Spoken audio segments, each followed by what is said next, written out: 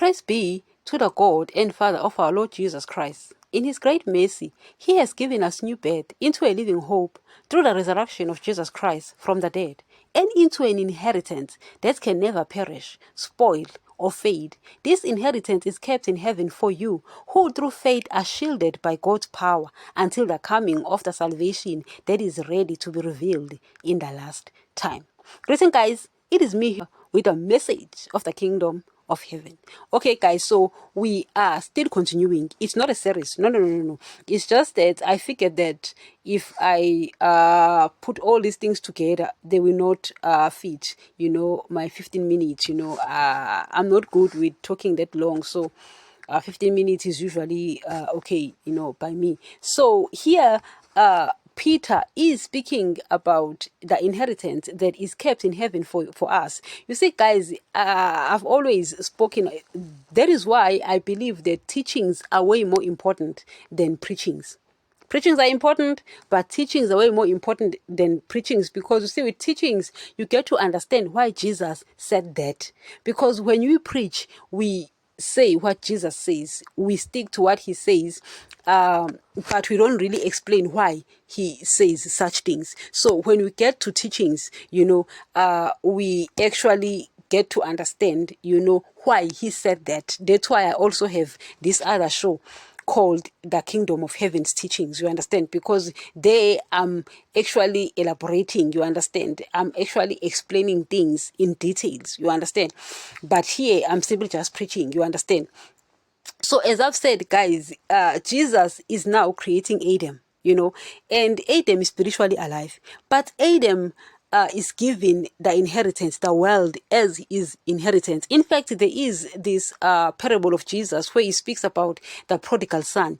He's speaking about the fact that the other son was left with him in heaven, meaning Jesus, and the other son left and squandered everything with prostitute. What does he mean by that? He actually means that Adam was put here on earth, and then he squandered that, meaning Adam was given the earth as his inheritance. You understand? My inheritance, your inheritance as well. But Adam squandered that with prostitute, meaning Satan. When Adam obeyed Satan and disobeyed Jesus, he lost that inheritance. So he was like, damn, I've got nothing now. I've squandered everything. It's gone. So I need to go back to my father. You understand? So if Adam, guys, give birth to children, he's going to be giving birth to other Adams. So I am the Adam. You are the other Adam. You understand? So when you get saved, Daddy is saying, oh, my other son is coming back home. Wow. Let us butcher cattle, and then let us enjoy, and Jesus is envy. Jesus, guys, is envious. Jesus, guys, is jealous. It's like, excuse me, you've never butchered anything for me, yet I've never done anything wrong, and Daddy says, listen, you're not getting it. Since this one is coming back to us, he actually is going to be worshipping you, because it's your blood that will get him back to me. You understand? So it's actually yours. You understand? That's why I said, Daddy, I'm not worshipping you. I'm worshipping my Lord. You understand? Because you see, guys, Jesus, Daddy rewarded him well. Guys, that was a good reward. I look at Jesus coming down here and feeling that much pain, the way he was treated here on earth, and his exit was, guys, you can't even imagine that, So you look at that and you're like, what did you get, Jesus? Guys, we worship Jesus. Guys, he actually has a wife, the church, the wife. But I'm the wife of Jesus. You are the wife of Jesus. If you are the church, if you obey him, you understand. Guys, he is the leader, the head of the church. He's sitting there offering sacrifices because he is now the priest. You understand? As you know, priest came from the line of Leviticus. Now, Jesus came from the line of Judah, yet he is a priest. You understand? He's offering those sacrifices. You understand? So he is much more. Now, he gained much more. So when he prays in the Gospel of John 17, he says, Father, they were yours. You gave them to me. Guys, do you get that? Do you get what Jesus got for what he did?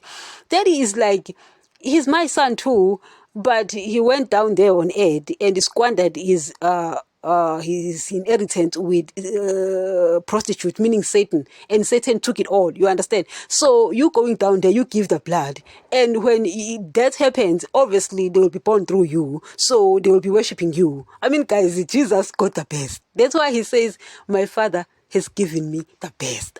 Guys, go to the Gospels and you'll find everything there. Jesus says, "My Father has given me the best." Why? He was rewarded. Jesus Christ was rewarded immensely. You understand? So what I'm speaking about here is the fact that while Satan stole that inheritance, Jesus says, "Do not love the world or the things of the world. They don't come from the Father. They come from the world." Why? Satan is the god of this world. You understand? So he took that inheritance. And Jesus, what he does, he says, "Don't love it. I am now creating a new earth and a new heaven." You understand? So there is New Jerusalem. There is paradise. You understand? So Jesus is giving us a new one. You understand? That is our inheritance. You will say, "Hey, but I cannot wait that long." That's your business. Oh, that's your business. Believe me when I tell you. I can't wait that long for that. That's your business. Short and simple. Meeting adjourned. Guys, that's your business. Ain't anyone can do about it. You understand? But Jesus is saying that's what happened. And I'm trying to explain here. That's why I love this gift of teaching, because it makes people understand. You understand? People often say, the way you teach, you make things clear. It's a gift. You understand? Now I'm saying to you that Jesus is not the one who disobeyed. It's Adam. It's not just fault. Neither is it daddy's fault. And it's not your fault either. You understand? You don't like it. Jesus didn't like it. Daddy didn't like it. But it is what it is. So let's get over it. Let's get over it, guys. I got over it. So get over it. You understand? I also wanted riches, because pastors were busy preaching riches there. We're busy preaching blessings there. They're busy preaching to me that I should be worldly. Dream big, dream big, dream big. You understand? And teacher said, "You're not going to enter my kingdom if you do that." Why? Your blessings are reserved in heaven. And guys, I've got proof of certain things I don't want to talk about. There's no need for that. In fact, Paul says, "I was taken to that heaven." You understand? He says, "No eye has seen, no ear heard, no mind has conceived the things that God has promised to those who love him." You understand? So you give up this inheritance. Jesus says, "The kingdom of heaven is like treasure hidden in a field. When a man finds, he gives up everything he has and buys the field." You understand? He sells everything he has and buy the field. Why? Because the treasure is there in the field. Do you understand? So guys, it's this tiny book, this thick, tiny book, small book. You can walk or guys on road and kick it. You understand? Every household has it, but no one has found treasure. That's why they are busy looking for money. They are busy looking for the things of the world. That's why they are busy looking for earthly riches. You understand? That's why they want to be blessed this, blessed that, blessed this, blessed that. They haven't found the treasure. You understand? So Paul says, "I found it. I was taken up there and I saw Jesus sitting there. Damn, this place, even Peter, John, James, you understand? Because they were with Jesus here and he was a pauper, a nobody, a non-entity, you understand? And when they saw Jesus in his glory, they were like, "Damn, you're sitting in that throne." Guys, the angels worship the ground he walks on, the scepter he carries, the crown, on his head, the robe he wears, the sandals he wears. No one can afford them. All of us put together here on earth, we can't afford those. All rich men put together, guys, they can't afford what Jesus carries. They can't afford what Jesus is wearing. That's how stinking rich the guy is. He speaks gold into existence. If you look at Jerusalem, it is made of transparent gold. Glass, transparent gold. Oh, guys, the beauty of that place. Oh, don't ask me how I know the beauty of that place. You understand? But I'm trying to tell you that Jesus is saying that now I understand it's not your fault what Adam did. It's not my fault either. It's not Daddy's fault either. You understand? It's not just his fault. It's not your fault. It's Adam's and Adam's alone. So it's done. Get over it. Get over it. You understand? If you say you can't wait that long, that's your business. You understand? What you do is you cooperate. You work with him. That's why I'm trying to explain, so that you will work with him. You understand? So your inheritance is reserved there in heaven. That's why Jesus will tell me, "Do not listen to that message." Because guys, I was ready to build a mall, guys, and have a house. I was going to be living in a mall. I was going to dream big. Oh, guys, I was going to dream big. Oh, I'm telling you, because pastors were telling me, he will bless you with this, he will bless you with that. And my Lord is like, you're not going to enter my kingdom. You're not going to enter my kingdom. And for me, guys, I cannot rely on pastors. I wasn't introduced to Jesus by pastors. Hello? I'm not going to speak about things right now, but I wasn't introduced to Jesus by pastors. So I don't rely on what they say. I rely on the word. Simple as that. So when Jesus says, if you love the world or the things of the world, you're not going to enter my kingdom. I'm not going to do that. I ain't going to do that. Why should I? Oh, guys, you look at Peter, you look at James, you look at John. These guys, they asked Jesus, what is it there for us? We have given up these things for us. And Jesus responds in the Gospel of Matthew 19. He says, you who have left houses, mothers, fathers, brothers, sisters, husband, wives, children, field, meaning your workplaces for my sake, will gain 100 times more. Guys, there's so much to gain, so they gave up. They gave up, guys. I'm talking about those people. You can't give up. They gave up. You can't even give up chocolate for Jesus. They gave up. Why? They saw it. Guys, you can't see it and not give up. The reason you hear pastors preaching these things of the world as blessings is because they have never seen it. I don't know who ordained them.